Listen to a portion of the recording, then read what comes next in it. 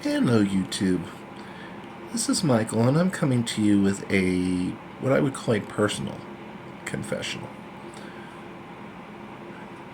I've done lottery confessionals, but this is my first one as a personal confessional. And it has nothing to do with lottery at all. So, I will start off by saying that I'm currently on vacation from my job. So, I basically took a week and a half worth of vacation time, and I'm about a third of the way through it, maybe close to halfway. And the very first day that I was on vacation, I made the decision I was going up to my nearby casino town, which that is Cripple Creek, Colorado. It's about 50 miles from where I live. Okay? So I don't drive, so I have to take the bus to get up there. Okay? And the game plan that I had in mind was to take the bus up, be up there for 3, 4, maybe 5 or 6 hours, and then come back home because I had some free play. I took up a couple, about $250, and take. I took that. I took my players cards, etc., etc. Because I had some free play from the casinos. Plus, I had $40 in meal credits. So the game plan was to play a little, use up my free play, use up my meal credits, come back home. Which would have been an okay day activity to start off my vacation. That's not what happened. That's not what happened. So, what ended up happening was I ended up having one of the most special trips I've had in a long time. And for the record, no, I did not come back ahead. Matter of fact, I left $200 up there. But I will tell you something. For the first time, probably in my entire gambling life, I wasn't upset at leaving $200 up there. Okay? And the reason that is because I ended up, if you've been paying attention to the channel, you know I came back with a lot of positive memories. One, was able to make several videos, not to mention quite a few posts about decent wins or good wins or big wins even.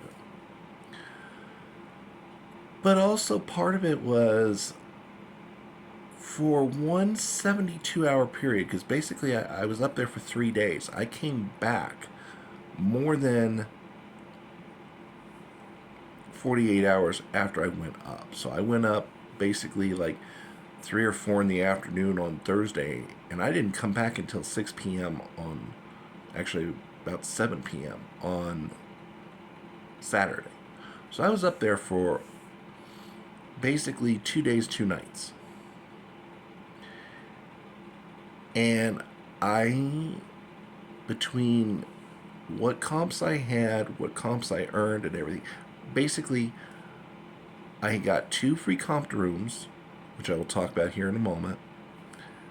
Like I said, I had my $40 in meal credit from one establishment, plus I was able to get $20 of meal comp at another establishment. So all my meals were comped. I got my bus fare reimbursed. Basically, aside from my gambling losses, the trip was free. And I haven't been able to say that ever. Ever.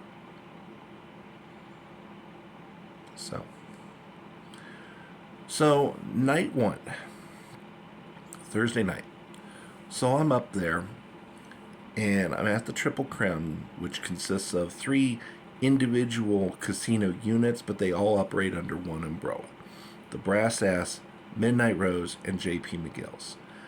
Each has their own set of machines. I love playing at the Brass Ass because they have single line, 3 coin max, nickel, red, double red, white, and blue, and hot peppers machines with a progressive. And the progressive for this trip was huge. Basically $1,600. No, I didn't hit it. Yes, I gave it a try. Okay. And then right next to that is my favorite machine in the entire place. And it is a multi-denominational triple double red, white, and blue 9-line machine. I usually play it at penny level. I have sometimes played it at 2-cent and 5-cent levels. And on this particular day, I chose to play it at penny level. And I actually got a decent hit pretty quickly. I got 2 double stars followed by a blue 7 for $50, which you can see that in my posts. Started off there, transitioned, floated around, went up to Midnight Rose, played some on the Quick Hit Riches machines. Didn't do too well, unfortunately, although I did get a couple of bonus rounds, but they were cheap. One I got like just a little over $15, which isn't good when you're playing a max bet of $1.50. Second one I did a little better, but it was only like $24 or something like that. It wasn't much better, trust me. And then, like I said, I floated around. I played some Hot Shot. Not Hot Shot.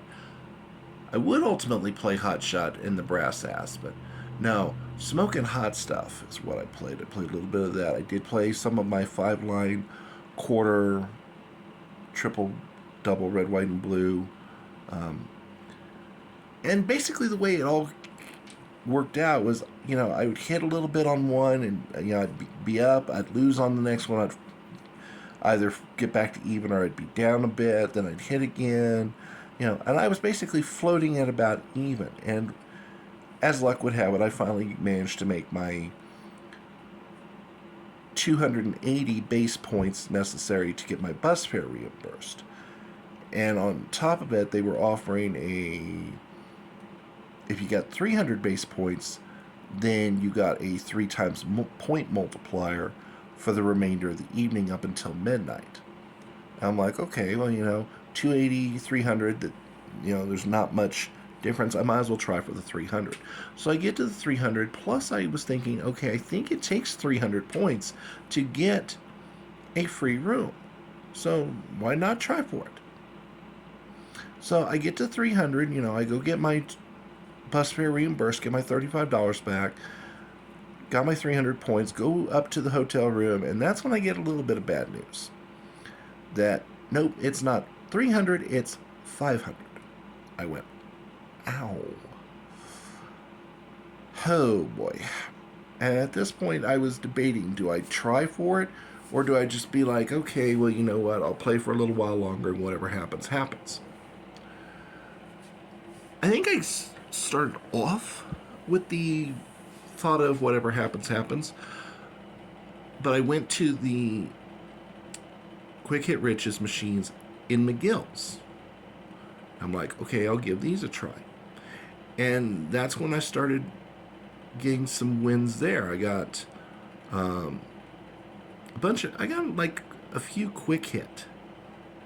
The 4 quick hits for $7.50. I do remember hitting 5 quick hits and getting like 20 some odd dollars. Finally got 6 quick hits for 88 and change. Again, you'll find that in the posts. Followed up almost immediately, although not quite, by the 5 777s for $50. So I was up over $100, and I'm keeping an eye on my base points because guess what? They now actually have that capability. You can actually touch a thing on the Players Club info screen on the machine.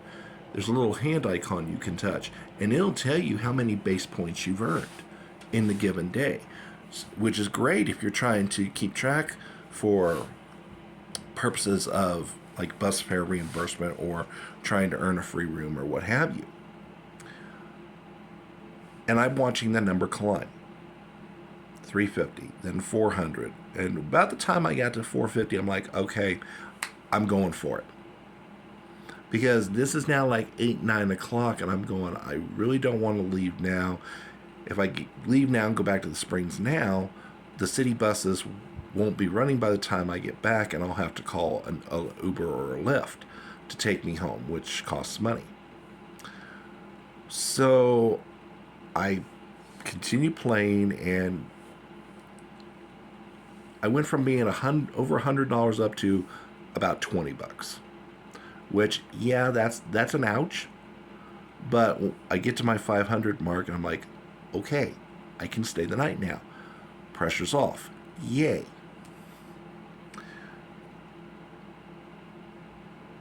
I'd never stayed in the Triple Crown before, so that was the first. That was interesting. Showers there are beautiful. No, I did not take pictures. I kind of wish I had, but I didn't think about it until the next morning when I was in the midst of trying to get ready to check out. So that wouldn't have worked too well.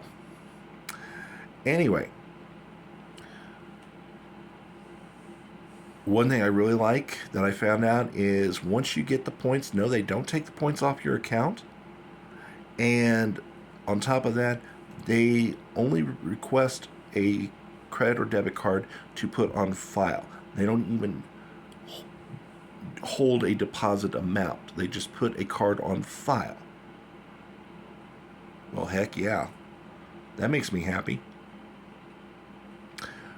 So, okay. Friday morning, check out.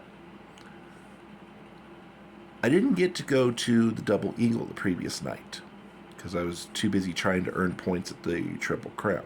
But the Double Eagle has my favorite video slot, the Vault. And I knew I wanted to play that.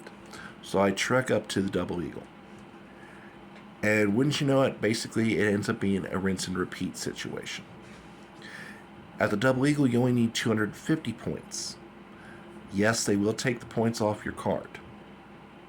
Yes, you do have to have a $50 deposit. Here's the kicker. That 250 point total, that is for any day of the week. At McGill's, 500 points only applies if it's Monday through Thursday. Weekend days, yeah, a lot higher. A lot higher. 1,000 or 1,500 points. I wouldn't recommend trying it on those days. Although I will say I think McGill's rooms are a little better quality and have more amenities. But if you're looking for a no-frills room and you want to easily qualify, go to the Double Eagle.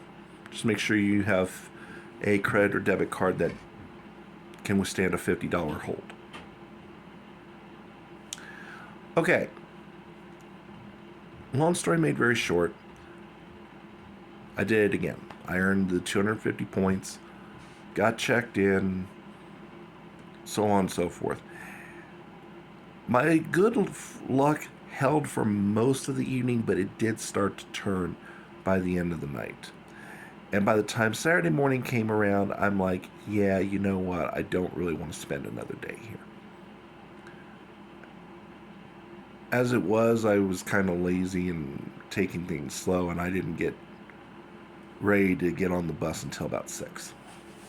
But you know what? That was fine, and that's on me. So, what made it feel so magical was, I went into my vacation week not really having a whole lot of plans, and certainly wasn't planning to do a big out-of-town trip. But funny thing is, sometimes life throws you a pleasant curveball, which makes up for a lot of the unpleasant curveballs that life throws at you. And it just so happens that this was a pleasant, very pleasant curveball experience.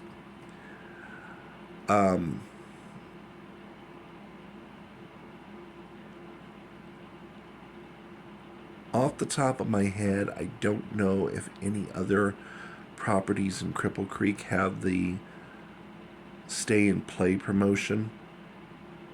I think Century Casino does as well. I think I recall seeing information for that. If you're going up to Cripple Creek and you want to find out, ask. But if you would like to do it for as cheaply as possible, go to the Double Eagle. Although I will forewarn you, like I said, the rooms are basically no frills, basic rooms. Okay? If you want a little more quality, try it at McGill's. Or I should say the Triple Crown, because you can earn points throughout the entire Crown, but the hotel front desk is located in McGill's specifically. Okay?